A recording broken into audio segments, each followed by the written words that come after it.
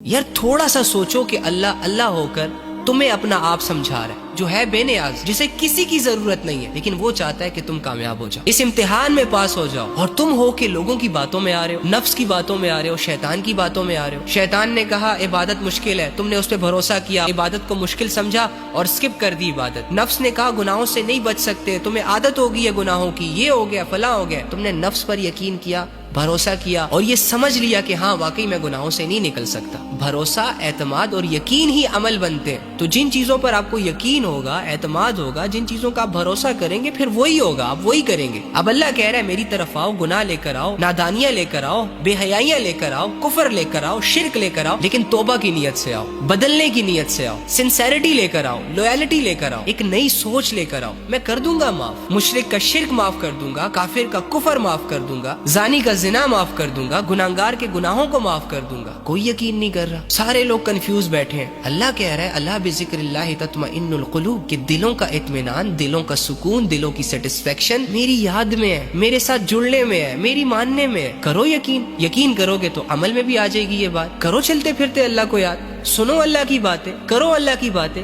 پڑھو اللہ کی باتیں۔ اگر یقین ہوتا تو پھر یہ سارے ایکشنز بھی ہوتے، پھر ہم یوں ہی نہ بیٹھے رہتے۔ کبھی ایک سے کہتے ہیں دعا کر دو، کبھی دوسرے سے کہتے ہیں بھائی تم ہمارے لیے دعا کرو۔ یار تم کیا کرو گے؟